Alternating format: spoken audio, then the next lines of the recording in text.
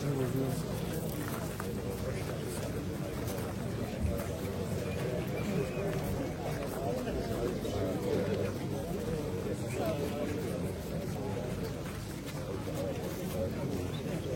AK Parti İl Başkanı, protokolümüzün kıymetli üyeleri, basınımızın güzide temsilcileri ve değerli Durankaya hemşehrilerimiz.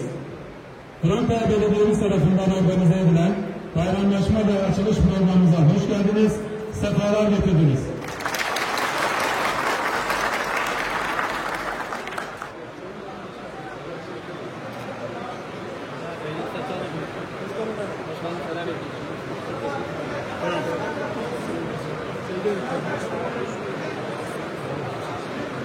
Sayın İntis Ağzanoğlu'nu konuşmalarını yapmak üzere kürsüye davet ediyorum. Değerli il başkanımız, çok değerli belediye başkanımız ve değerli Durankaya halkımız. Durankaya Belediyesi'nin ev sahipliğinde gerçekleştirilen açılış töreninde yer almaktan, siz büyük ailemin arasında bulunmaktan şeref duyuyorum. Bugün hem Ramazan Bayramı hem de Kütüphaneler Haftası'nın ilk günü.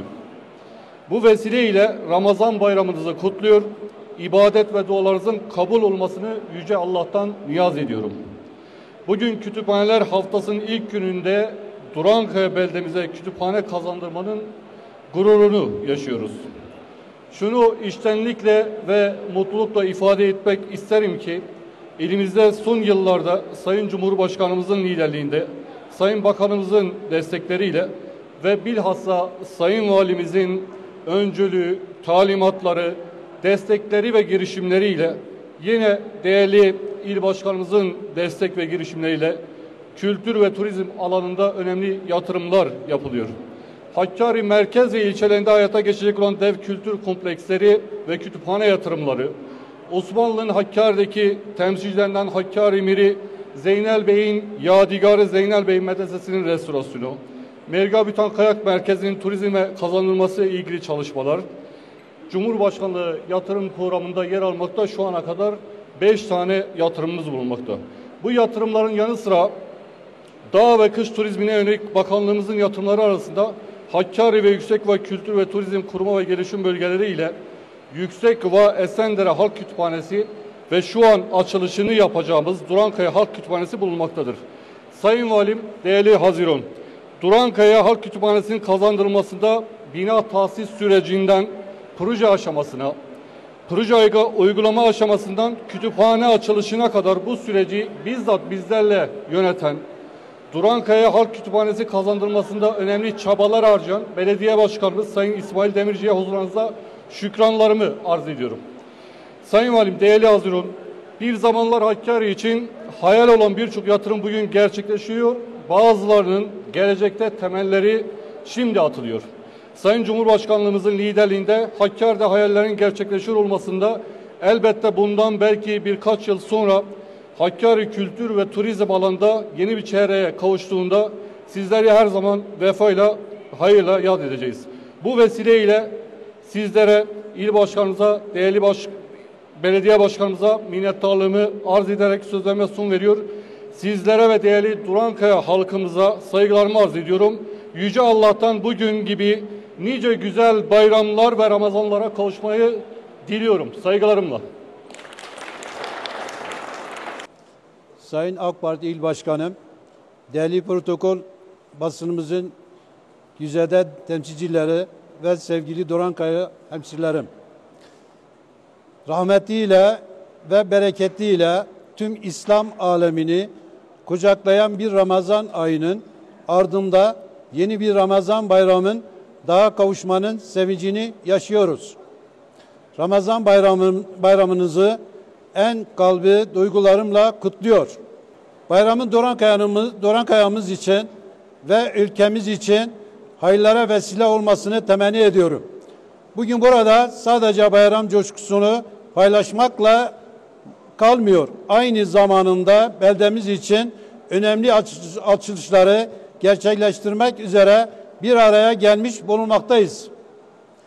Değerli misafirler, sevgili Durankaya'lı hemşerilerim, Birinci dönem belediye başkanlığım döneminde devletimizin desteğiyle ve işbirliği ile imar çalışmaları, satavize, kilit taşı ve asfalt yol çalışmaları, içme su depoları, sulama kanalları ve sulama havuzları, kanalizasyon çalışmaları, taziye evi, camiler, belediyemize yeni kazandığımız hizmet araçları, kapalı halı saha, gençlik merkezi ve çok amaçlı semt sahaları gibi birçok noktada Durankaya beldemiz çığır açan projelere imza attık.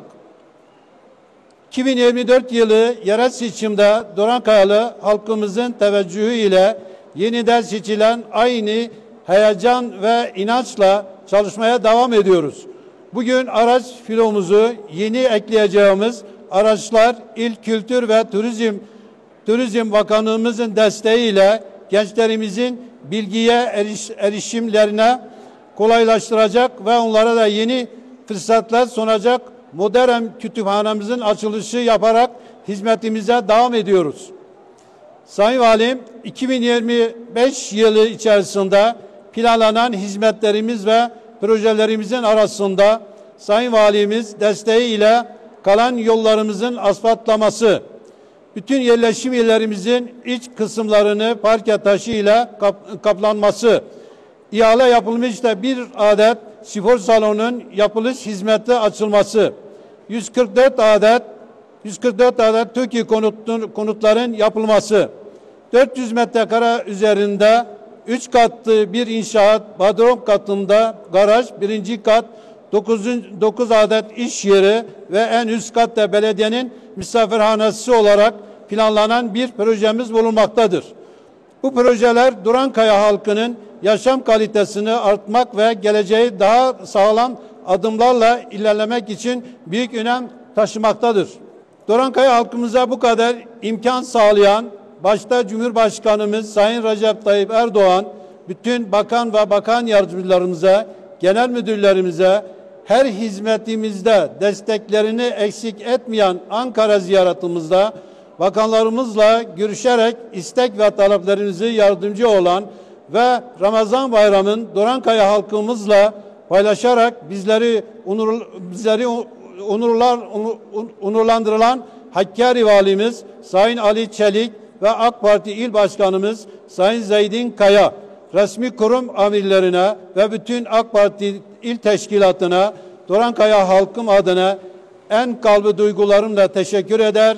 Hep birlikte daha nice projelere imza atmamıza olan inancımla sevgi ve saygılarımı sunuyorum. Hepinize Allah'a emanet ediyorum. Nice bayramlar diliyorum efendim.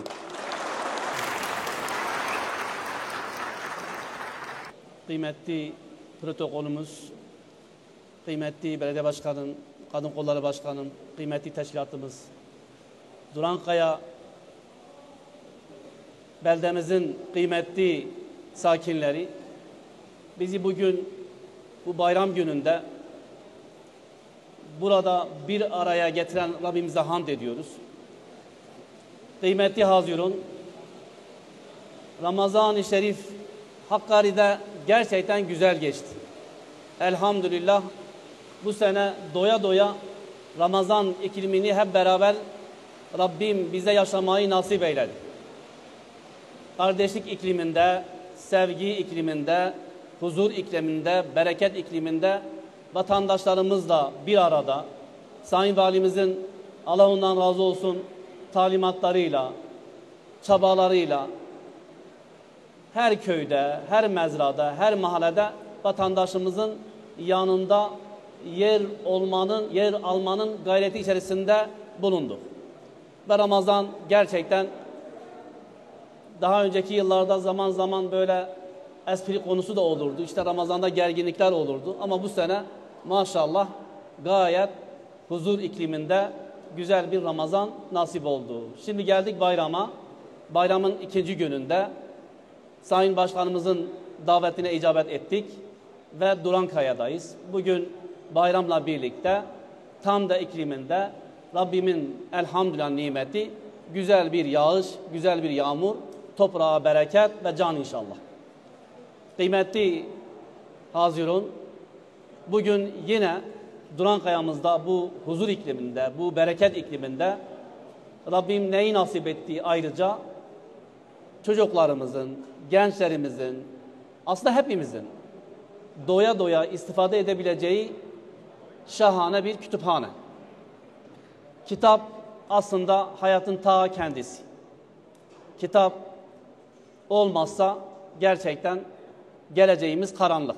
Onun için bizler, kadınımız, gencimiz hep beraber bu kütüphanede inşallah doya doya istifade edeceğiz.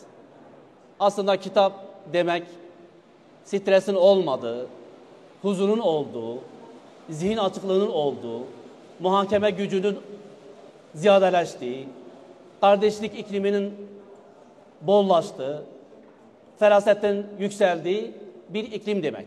Ve eskiden şehirlerde biz kütüphaneler bulamazken bugün elhamdülillah Sayın Cumhurbaşkanımızın liderliğinde ülkemizde bütün hizmetlerin yanında ayrıca beldelerde dahi Rabbim bu kütüphaneleri nasip ediyor. Buna da şükrediyor ve gerçekten Sayın Cumhurbaşkanımıza da buradan, Durankaya'dan minnettar olduğumuzu beyan etmek istiyoruz. Yine kıymetli başkanımın 6 yıldır ortaya koymuş olduğu gayretler neticesinde Sayın Valimizin her Ankara'ya gidişimizde aslında Ankara'ya gidiş derken de mecburen gitmek zorunda kalıyoruz.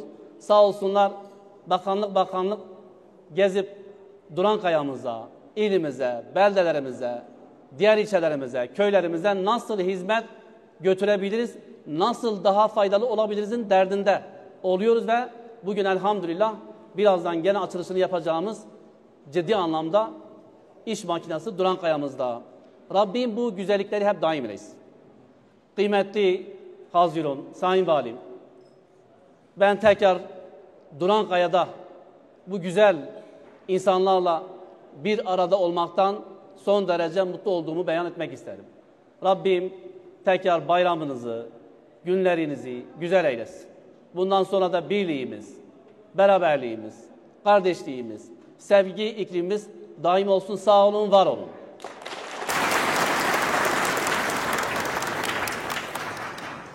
Değerli belediye başkanım, çok kıymetli Durankayalı hemşerilerim, çok kıymetli il başkanım ve onun kıymetli ekibi, çalışma arkadaşlarım, İl Jandarma Komutanım, Emniyet Müdürüm, meslektaşım, bugün bayramın 2. gününde bayramlaşmak için yapmış olduğunuz törene bizleri de davetinizden dolayı şükranlarımı arz ediyorum.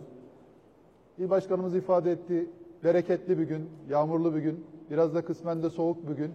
Ama o soğukluğu her birinizin elini tek tek sıkarken gördüğüm gözlerinizdeki ve kalbinizdeki sıcaklıkla hemen ortadan kaldırmanız, bizi güzel bir karşılamanızdan dolayı da buradan hem gençlerimize, hem yaşlılarımıza, hem tüm Durankayalı hemşerilerime şükranlarımı sunuyorum.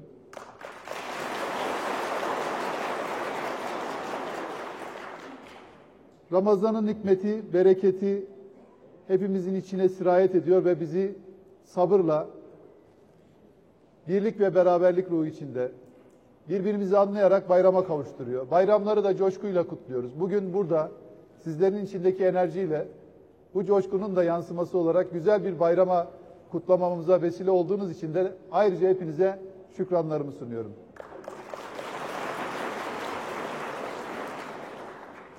Hayatta kendi adıma ilke olarak edindiğim en temel duruşlardan bir tanesi emin olmak. İnsanların sizden ya da sizin insanlardan, coğrafyadan, herkesten emin olabileceğiniz bir yaşam arayışının aslında birçok sorunumuzu çözeceğine dair ciddi inancım ve kanaatim var.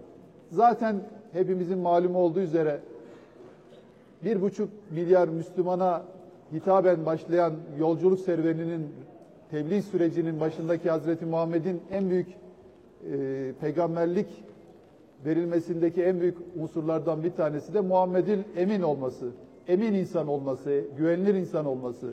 Ben de güvenilir bir beldede, güvenilir bir şehirde, güvenilir insanlarla beraber ikinci bayramımı idrak ediyorum burada. Geçen sene Ramazan bayramının ilkini idrak etmiştim. Bu sene de ikincisini. Emin beldede ve emin şehirde, emin ülkede olmaktan duyduğum, emin insanlarla beraber olmaktan duyduğum mutluluğun da altını çizmek istiyorum. Çünkü her birinizin elini sıktığımda o eminliği ve güvenilirliği net bir şekilde hissettim. Ramazan bunun bereketi ve iklimini pekiştiriyor. Rabbim hepinizin birbirimizin diğerlerine olan saygısını, eminliğini arttırsın.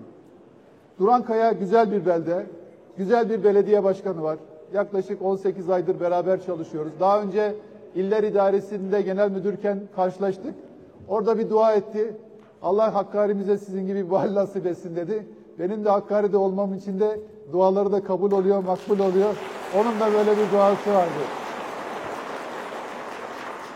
Bu da ayrıca güzel bir tevafuk oldu. Orada yapmış olduğu dua bizlerin belki burada görev yapması için bir vesile oldu.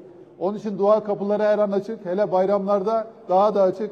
Hepinizin kalbinden, gönlünden ne geçiyorsa bugünün vesilesiyle, bayram vesilesi ise Rabbim hepinize onu kavuştursun.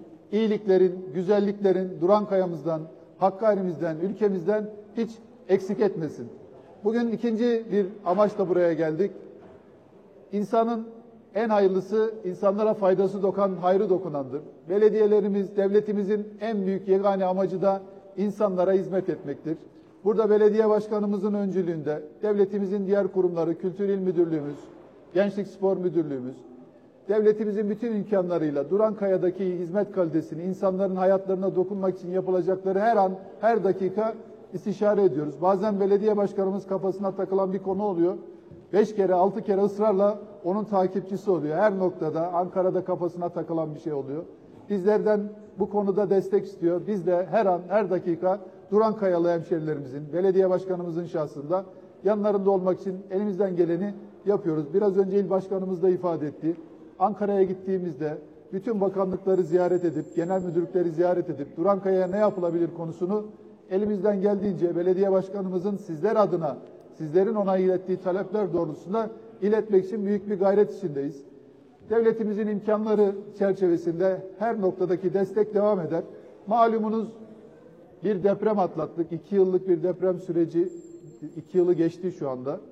Depremin ülkemizde ciddi bir ekonomik yorgunluklar ve zorluklar olmasına rağmen bakanlıklarımız, Sayın Cumhurbaşkanımızın önderliğinde Hakkarili hemşerilerimizin daha iyi yaşaması için ellerinden geleni sonuna kadar yapıyorlar. En sonunda 3 bakanımız aynı anda Hakkari'mize geldi. Gençlik Spor Bakanımız, Milli Savunma Bakanımız, Tarım Bakanımız, Hakkari'de yapılabilecekleri her noktasında Şemdinli'den Çukurca'ya, Durankaya'sından Büyükçiftli'ye, Yüksekova'sından Derece'ye kadar, Hakkari merkeze kadar istişarelerde bulundular. Yoğun bir programdı. Tabii bunun bazı kısımları basına yansıdı, bazı kısımları yansımadı. Bizler il başkanımızla beraber ilimizin bütün sorunlarını sonuna kadar bakanlarımıza anlattık, idrak etmelerini, onları sahiplenmeleri konusunda da hiçbir tereddüt görmedik. Umarım daha büyük hizmetlere, Hakkari'mizin başta toplu konut olmak üzere, Durankaya'nın biraz önce başkanımız söyledi, 130'a yakın toplu konut idaresinden tarafından yapılacak toplu konutlar, yollar, yol altyapılarının iyileştirilmesi, sosyal ve kültürel tesislerin kazandırılması, spor salonlarının kazandırılması gibi birçok alanda devletimizin imkanları sonuna kadar zorlayıp Durankayalı hemşerilerimize, Hakkari'ye, Hakkari'nin her noktasına Aktütü'nden tutun Derecik'teki en son sınır taşının bulunduğu noktaya kadar hizmet etmek için gece gündüz hep beraber çalışıyoruz. Önemli olan bir nokta altını çizmek istiyorum. Konuşmamın içinde de ifade ettim. Emin olan yerler, emin beldeler, emin yerler. Hakkari'nin her coğrafyası belki 3000 yıllık, 5000 yıllık insan yaşamının olduğu andan itibaren bu kadar emin ve güvenilir olmadığı, şu anda her yerinde ben gece 11'de de 12'de de il valisi olarak çok fazla bir güvenlik önlemi almadan birçoğunuza belki gecenin 2'sinde, 11'inde, sabah 9'da her noktasında Cilosat bölgesinden tutun da Kaval Şelalesi'nin olduğu noktaya kadar, Kazan Vadisi'nden, Cevizli Köyü'nden kafalarımızda daha önce biriken birçok soru işaretlerinin olduğu alanlarda rahatça, özgürce, hiç kimsenin sıkıntı yaşamadan dolaşabildiği bir alan oldu. Onun için son temennim ve duam bu emin beldelerin, emin yurdun, emin şehrin, huzurunun, güvenilirliğinin, birbirine olan inancının, o halaylardaki el ele, omuz omuza yan yana duruşunun, birlik ve beraberliğinin daim olmasını Yüce Rabbimden temenni ediyorum. Bunun için en büyük yapmamız gereken temel şey birbirimizi anlamak ve değer vermek. En ufağından en yaşlısına kadar birbirimize empati duymak, komşumuza saygı duymak, kardeşimizi hukukunu korumak, insanın insan olarak yaşaması için temel düsturlardan birisi de adaletle hükmetmek. Bu cuma namazlarını biterken hoca hutbeden inerken okuduğu ayetin giriş kısmındaki mealen Allah'ın ifade ettiği şey, Allah adaleti ve iyiliği emreder. Kötülüğü ve fenalığı yasaklar. Komşunuza, akrabanıza, eşinize, dostunuza iyi davranmanızı söyler. Düşünüp akledesiniz diye iyiliği emreder şeklinde devam eden bir ayet. Bizim hepimizin insan olarak vasfı birbirimize karşı iyi olmak. Gördüğümüz zaman günaydın demek, iyi günler demek. Ayağı sendelediği zaman elinden tutmak. Sıkıntıya düştüğü zaman omuz vermek, yan yana durmak. Yoksa hayat hızla geçip gidiyor. Hepiniz burada benden daha iyi biliyorsunuz. Bu iyiliği, bu güzelliği, bu emin yurdu hep beraber büyütmek.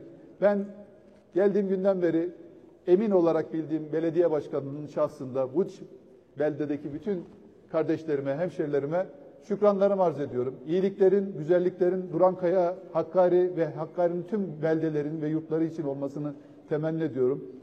Çalışmalarından dolayı belediye başkanımıza teşekkür ediyorum. Çalışma arkadaşlarıma, kültür müdürüne, emniyet müdürümüze, jandarma komutanımıza, vali yardımcımıza şükranlarımı arz ediyorum. Hizmetlerin büyümesi için sizlerin desteğiyle çalışmalarımızda büyük katkı sunan il başkanımıza, şahsında ekibine teşekkür ediyorum. Bir ve beraber içinde bu şehri, bu beldeleri inşallah daha iyiye hazırlayacağız ve kalkındıracağız. Tekraren sözümün başında ifade ettiğim gibi sıcak karşılamanızdan, canı gönülden el sıkmanızdan dolayı da en yaşlısından en küçüğüne kadar hepinize şükranlarımı sunuyorum. Teşekkür ediyorum. Saygılarımla.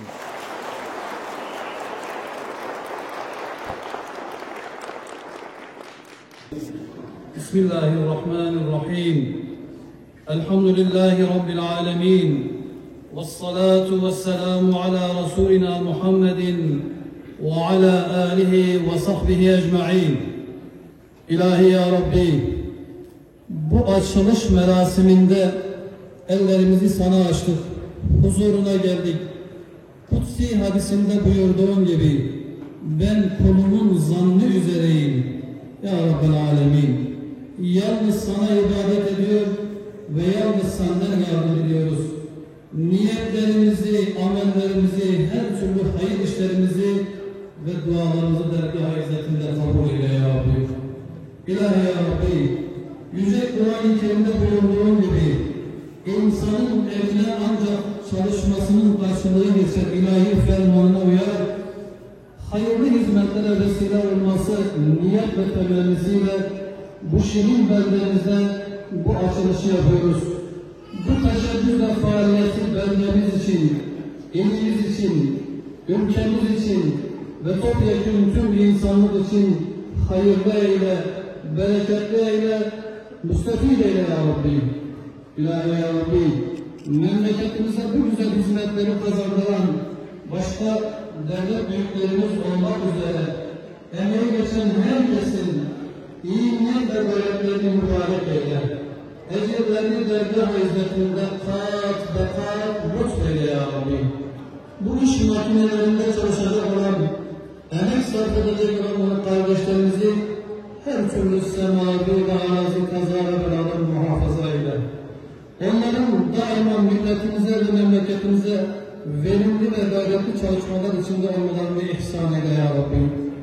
Açılışını gerçekleştireceğimiz kütüphanemizi, geleceğimiz, istikbalimiz olan çocuklarımız için, gençlerimiz için iyi günlere, iyi geleceklere, ileride iyi bir devlet adamı olmalarına, ilim erbabı olmalarına, güzel ahlak sahibi olmalarına vesile eyle ya Rabbi. İlahi ya Rabbi, memleketimize hizmet yolunda gayret gösteren, başta Sayın Valimiz olmak üzere değerli başkanımızı ve belediyemizin çalışanlarını milletimize karşı utandırma ya Rabbi. Emeklerini bereketli eyle ya Rabbi. Onları hayırlı faaliyet ve hizmetlerden muvaffak eyle ya Rabbi. İlahi ya Rabbi, devletimizi, milletimizi ve cümle bilad-ı müslimini her türlü semavi ve arazi kötülüklerden, her türlü depremlerden, her türlü fitnelerden muhafaza eyle. Kâfe-i ehli iman ervahı için, bu hayırlı hizmetlerde emeği geçenlerin geçmişlerinin ruhları için, yine bu hayırlı hizmetleri, bu hayırlı sevinci bizlerle paylaşmak için uzaktan yakından gelen kıymetli Hazirun'un geçmişlerinin ruhu için, dualarımızın kabulü için, Allah rızası için El Fatiha.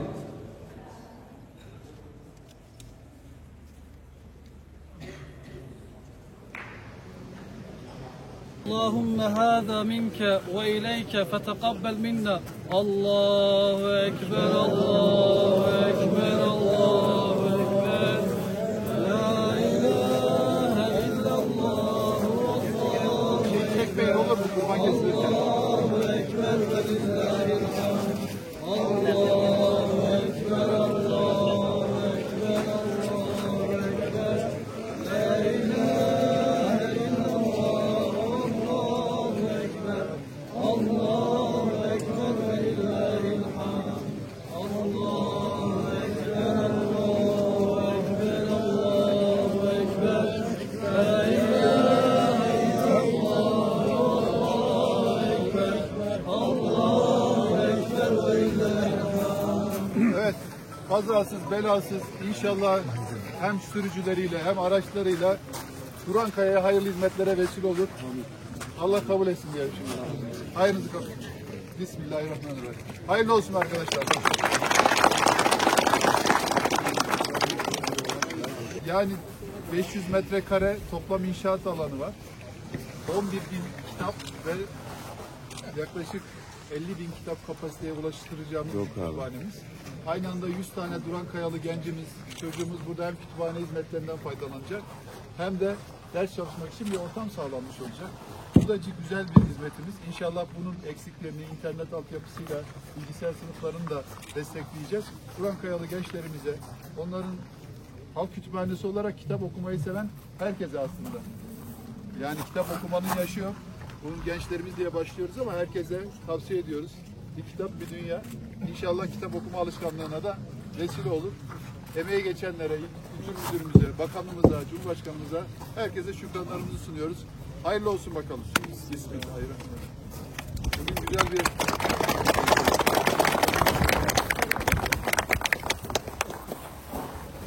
Ya sen git.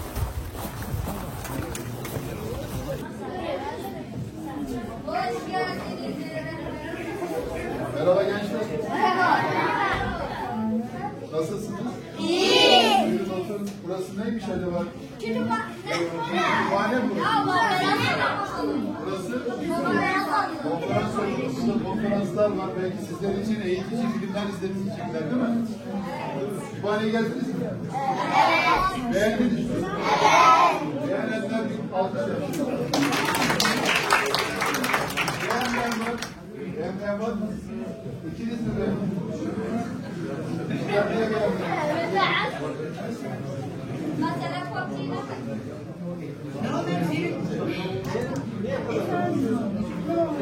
Yani kitap okumayı seviyor musunuz? En son hangi kitap okudunuz?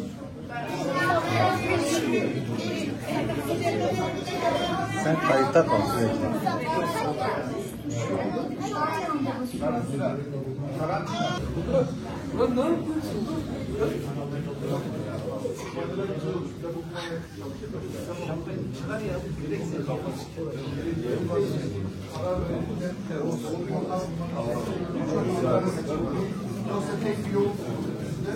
Tüm diyaloglar kayıt altında. Tüm diyaloglar kayıt altında.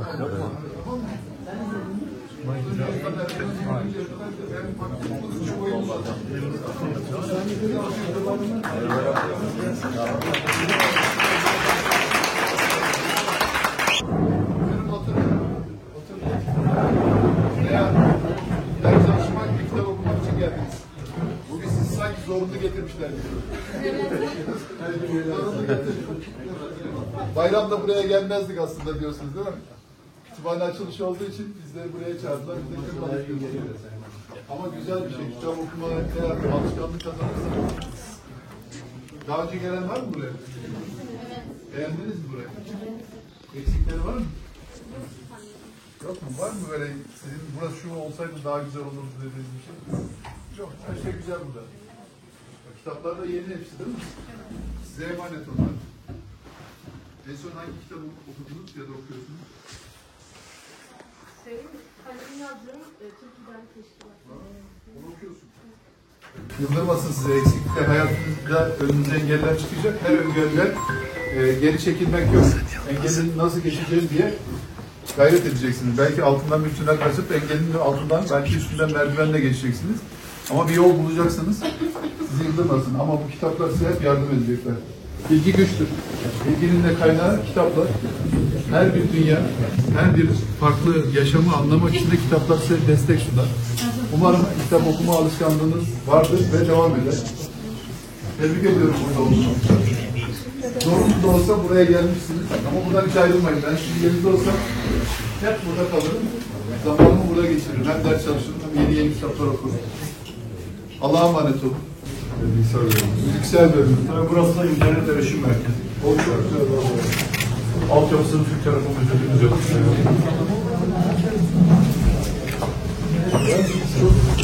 Bir şey var.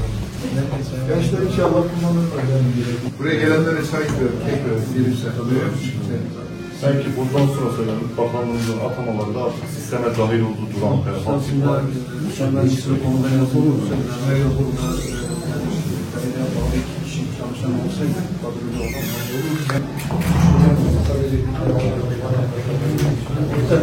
binanın tamamını çok fazla bir şekilde değerlendiririz. Onu size bir şey yapar, bunu için memnuniyet duyarız. Başkanımıza dedim ki, başkan dedim, tarihi dedim, bana onları yazayım dedim. Ondan sonra başkan dedim ki, Doğru iş yapıyorsun. İnşallah amacından